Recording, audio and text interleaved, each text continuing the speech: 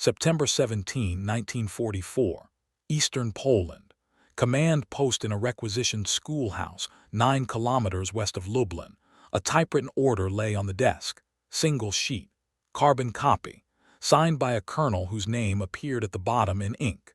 The order directed the immediate implementation of security measures in 3 villages identified by map coordinates. Specific actions were detailed in numbered paragraphs. The language was administrative, procedural, precise. A major stood beside the desk. He had received the order by motorcycle courier at 14:35 hours. He had read it twice. Now he held it in his left hand, arm extended slightly, as though the paper had weight. His adjutant stood 3 meters away near the window. 2 junior officers sat at a smaller table across the room, maps spread before them, pencils ready. A field telephone rested on a crate in the corner. The line was connected and operational. No one spoke. Outside, soldiers moved between vehicles. Voices carried through the open window, routine commands, engine noise, the metallic sound of equipment being loaded. Inside the room, stillness. The major looked at the order again. His expression did not change. He did not move toward the telephone. He did not call for his adjutant. He simply stood, holding the paper, reading words he had already read. Time, 14:51. 16 minutes had passed since the order arrived. No action had been taken. The command post controlled a sector covering approximately 40 square kilometers of rural territory recently occupied following the Soviet summer offensive. German forces had withdrawn westward. Soviet units had advanced past this area toward the Vistula. The major's battalion infantry, reinforced with light armor, was assigned to maintain security, control movement, and prevent partisan activity. The region was contested. Authority was unclear. Multiple factions operated in overlapping zones. The 3 villages named in the order were small, perhaps 200 inhabitants each, agricultural communities, no strategic infrastructure. Intelligence reports indicated they had provided support to partisan groups. The specifics were vague: food, shelter, information. The reports did not document direct combat actions originating from these locations. The assessment was based on interrogation statements, informant reports, and pattern analysis of partisan movement in the sector. The order specified measures: assembly of adult male populations, confiscation of food stores beyond subsistence needs, imposition of curfew, establishment of checkpoints, and detention of individuals identified through informant lists. The final paragraph authorized broader actions if resistance was encountered or if partisan presence was confirmed during operations. The language was standard for anti-partisan directives issued throughout occupied territories. The procedures were known. The expectations were clear. The major commanded 4 companies totaling approximately 400 men. 2 companies were deployed on patrol. 1 was in reserve at a forward position. 1 was at the command post. Resources were adequate to execute the order. Transport was available. The villages were accessible by road. Weather conditions were acceptable. No operational obstacles prevented implementation. The adjutant had been present when the major received the order. He had not been asked to prepare implementation instructions. The 2 junior officers, a lieutenant and a second lieutenant, had been summoned to the command post at 14:40 but had not been briefed on the order's content. They waited at the map table, ready to receive tasking. The field telephone had not been used. No units had been alerted. No movement orders had been issued. The order existed in the major's hand, unexecuted. German military procedure for implementing security directives was established and routine. Orders from higher headquarters were to be acknowledged upon receipt, assigned to subordinate units with specific tasks and timelines, and executed according to operational plans developed at battalion level. After-action reports were required within 24 hours, documenting actions taken, results achieved, and any deviations from directive. The major had executed similar orders on 3 previous occasions since assuming command in July. Each operation had proceeded according to procedure. Units were deployed. Villages were secured, designated measures were implemented, reports were filed. The process was mechanical. Resistance had been minimal, casualties were light. The operations achieved their stated objectives: suppression of partisan support networks, establishment of control, demonstration of authority. His training emphasized obedience to orders, initiative in execution, and accountability for results. The military culture in which he operated valued decisiveness, efficiency, and results. Hesitation was interpreted as weakness or incompetence. Commanders who questioned orders risked relief from command, disciplinary action, or worse. The system functioned through vertical authority and horizontal coordination. Individual discretion existed within narrow parameters: how to execute, not whether to execute. The battalion staff expected the major to implement the order promptly. Delay would generate questions from higher headquarters. The colonel who signed the order commanded the regiment. He monitored subordinate units closely. Failure to execute without explanation would be noted. The major's career, his reputation, and his standing within the command structure depended on compliance with orders received through proper channels. The soldiers who would execute the operation expected clear instructions. They had conducted similar operations. They understood the procedures. Moral or ethical considerations did not feature in their operational framework. They followed orders, executed tasks, and returned to base. The psychological mechanisms that permitted such actions had been cultivated through training, indoctrination, and the normalization of violence in occupied territories. They were prepared to act. They required only the order to proceed. The villages themselves were unaware. No warning had been given. Surprise was tactical standard for security operations. The inhabitants would learn of the action when it began. Their responses would vary: compliance, resistance, flight, but the outcome was predetermined by the disparity of force. 3 villages against a battalion. The result was not in question. At 15:03, the adjutant approached the major. He stopped at regulation distance. He said nothing. He waited for acknowledgement. The major did not look up from the order. The adjutant remained standing. Seconds passed, 10, 20. The 2 junior officers glanced toward the major, then back to their maps. The field telephone sat silent. The major folded the order once. Then again, he placed it on the desk. His hand remained on the paper. He stared at the wall above the desk where a map of the sector was pinned. His eyes did not move across the map. They fixed on a point in the center. His breathing was even, controlled. His jaw was tight. The adjutant spoke quietly. "Sir, shall I prepare movement orders?" The major did not respond. The adjutant waited. The silence extended. He repeated, "Movement orders, sir." The major's hand lifted from the folded order. He turned away from the desk. He walked to the window. He looked outside at the soldiers moving between vehicles. He watched them for perhaps 30 seconds. His hands moved to his belt. He stood motionless. He did not return to the desk. He did not give instructions. He did not pick up the order. He simply stood at the window, facing away from his adjutant, away from the junior officers, away from the folded paper on the desk. Time, 15:06. 31 minutes since receipt. Still no action. The order remained on the desk. Unexecuted. The adjutant returned to his position near the door. He did not press further. His role was advisory and administrative, not decisional. He had asked twice. The major had not answered. Protocol suggested waiting. The adjutant waited. His posture was correct, but his expression showed uncertainty. This situation had no procedural template. The 2 junior officers remained at the map table. The lieutenant, older, more experienced, looked at his watch, then at the major's back. The second lieutenant kept his eyes on the maps, tracing roads with his finger as though engaged in useful work. Neither spoke. The silence in the room took on density. It was not the silence of routine. It was the silence of something expected that had not occurred. At 15:18, the field telephone rang. The adjutant answered. Brief conversation. He covered the mouthpiece and addressed the major. "Regimental headquarters, sir, requesting status update on today's directives." The major did not turn from the window. The adjutant waited. 5 seconds. 10. He spoke into the telephone.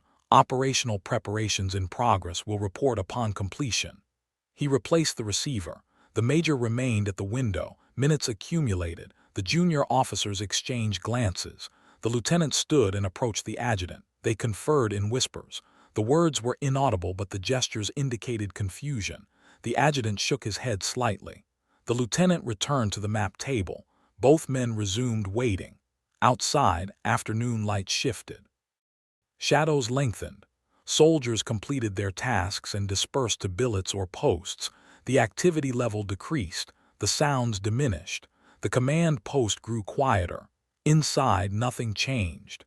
The major stood at the window. The adjutant stood near the door. The junior officers sat at the table. The order lay folded on the desk. The telephone did not ring again. At 15:47, the major spoke without turning. Dismissed. The two junior officers stood immediately. They gathered their materials, saluted the major's back, and left the room. The adjutant remained. The major added, "You as well." The adjutant hesitated, then saluted and departed. The major was alone. He stayed at the window for another 10 minutes. Then he walked to the desk, picked up the folded order and placed it in his tunic pocket. He left the command post and walked toward his quarters. The order went with him. No copies remained on the desk. No entries had been made in the operational log. No instructions had been issued. The major's written statement, produced 3 weeks later during an inquiry into operational delays in the sector, noted that the order received on September 17 was assessed as requiring clarification before implementation. He stated that the intelligence upon which the order was based appeared insufficient to justify the specified measures. He indicated that he had attempted to contact regimental headquarters for additional guidance, but that communication difficulties had prevented timely clarification. By the time contact was reestablished, operational priorities had shifted, and the order was superseded by subsequent directives. This explanation was procedurally defensible. Communications in the sector were unreliable. Radio equipment malfunctioned frequently. Field telephone lines were vulnerable to damage. Delays in coordination between battalion and regimental levels were common. The major's account fit within the range of plausible operational friction. The inquiry accepted his explanation without further investigation. What actually occurred in the major's assessment between 14:35 and 15:47 on September 17 cannot be definitively established from available records. No written analysis exists. No conversation was documented. The decision-making process remained internal and private. However, subsequent testimony from the adjutant, given during post-war proceedings in 1947, suggested that the major had expressed doubt about the reliability of the intelligence reports. The adjutant recalled the major saying, during a conversation several days after September 17, that the informant sources were questionable, and that implementing the order risked disproportionate action against uncertain targets. This language indicated not moral objection, but tactical caution. The major's concern appeared to be operational effectiveness rather than ethical principle. Acting on flawed intelligence would waste resources, potentially create hostile civilian populations where neutral or cooperative ones existed, and undermine security objectives rather than advance them. The calculation was pragmatic. The cost of executing the order might exceed the benefit if the underlying assumptions were incorrect. Additionally, the military situation was evolving rapidly. Soviet forces were consolidating positions along the Vistula. German defensive lines were being established farther west. The region where the 3 villages were located was becoming less strategically relevant.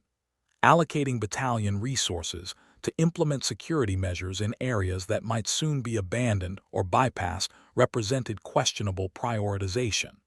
The major may have concluded that inaction was the better tactical choice given changing circumstances. The decision to pocket the order rather than execute it or formally request clarification was irregular but not unprecedented.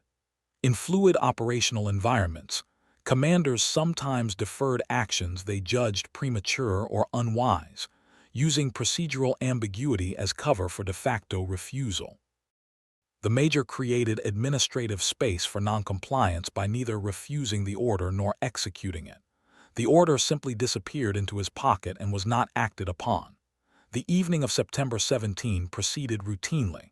Orders were issued for patrol schedules, checkpoint rotations, and perimeter security. These were standard tasks unrelated to the order the major had received. The battalion operated normally. Soldiers performed assigned duties. The command post functioned without indication that anything irregular had occurred. The 3 villages named in the order were not informed they had been targeted. No operations were conducted in their vicinity. Life continued there without interruption. Inhabitants went about daily routines unaware that a typewritten directive had specified measures against them, and that those measures had not been implemented.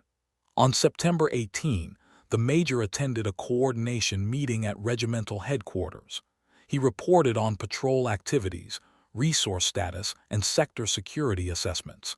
He did not mention the order from September 17. No questions were asked. The regimental staff had issued dozens of directives across multiple battalions. Individual orders were not tracked unless problems arose. The major's apparent compliance, indicated by absence of reported difficulties, satisfied headquarters. The matter was considered closed. On September 21, new orders arrived directing the battalion to prepare for redeployment westward.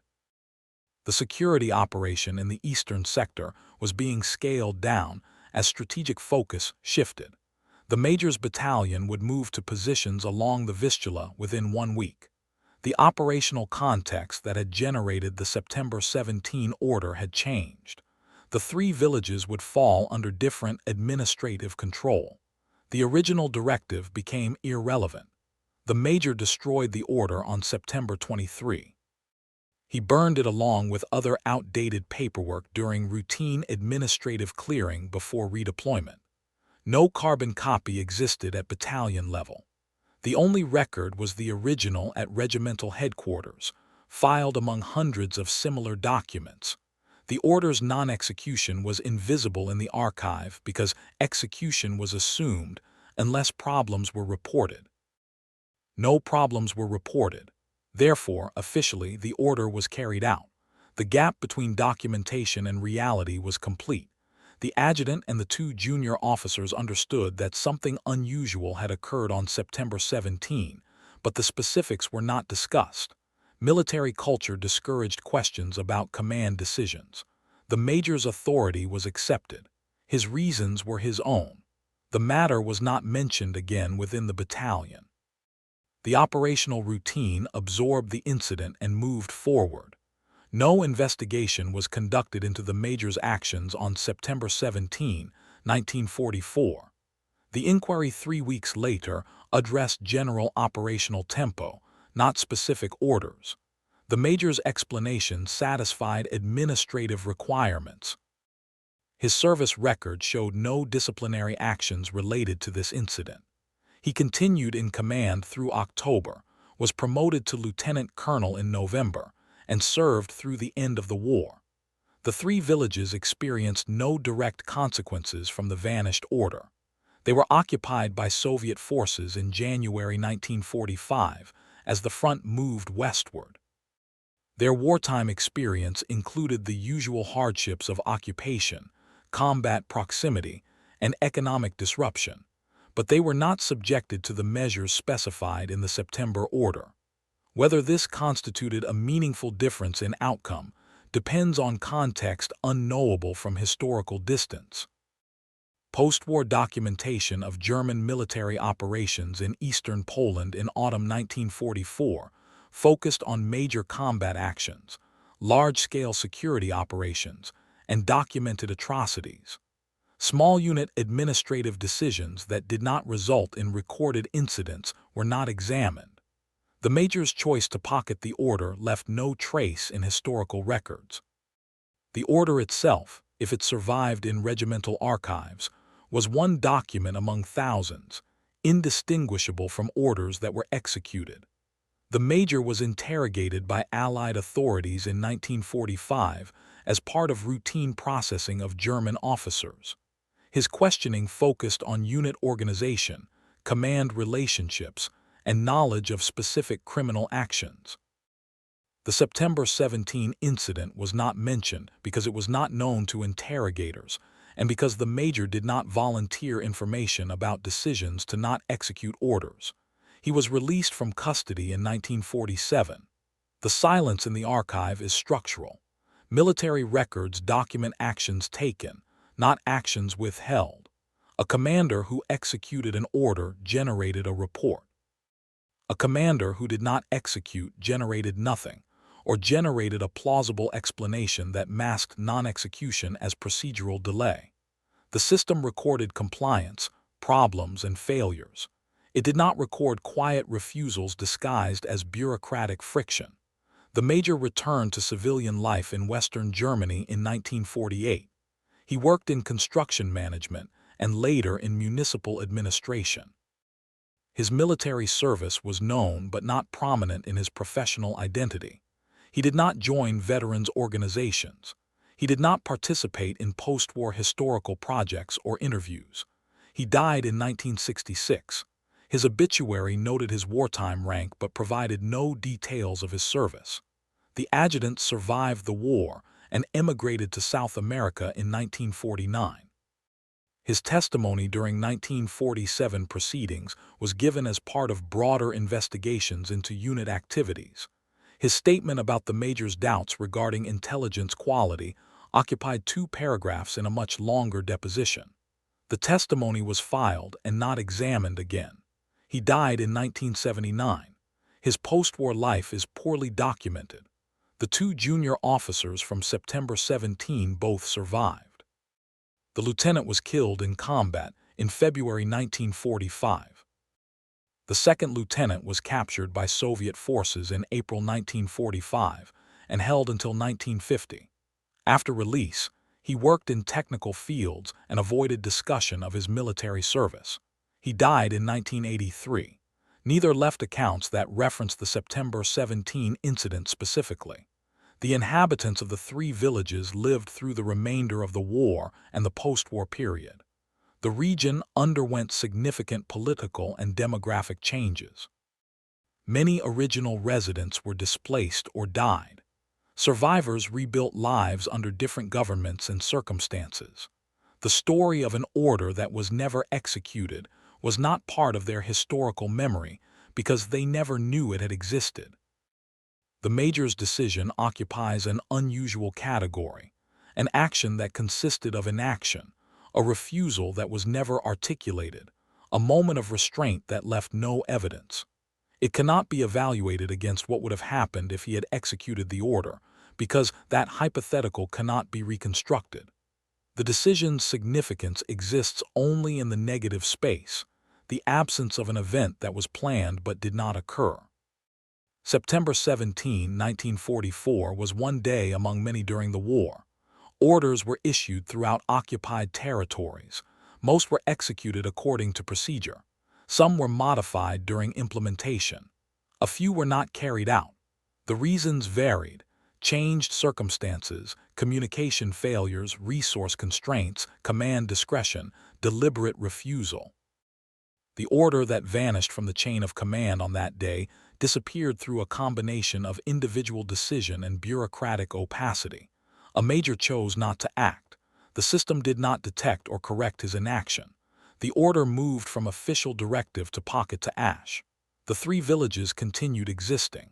The battalion redeployed. The war moved westward and then ended. No record exists of what the major thought while standing at the window for 30 minutes.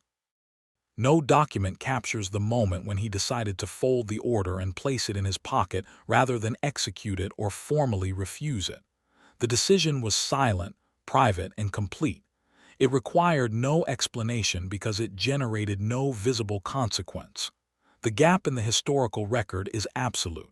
The order existed. Then it did not. The action that could have followed, the assembly of populations, the confiscation of resources, the detentions, did not occur. The absence left nothing to document, and nothing was documented. What remains is the structure of the silence. A typewritten order, a command post, a major standing at a window, an adjutant waiting for instructions that never came, 2 junior officers dismissed without tasking, a folded paper in a pocket, and 3 villages that continued their difficult existence unaware that violence had been prepared, authorized, delivered, and then quietly withheld. The order vanished. The war continued. The individuals dispersed into their separate futures. And the moment passed into the category of things that almost happened but did not, leaving behind only the faintest outline in fragmentary testimony and the structural silence of archives that record what occurred, not what was prevented.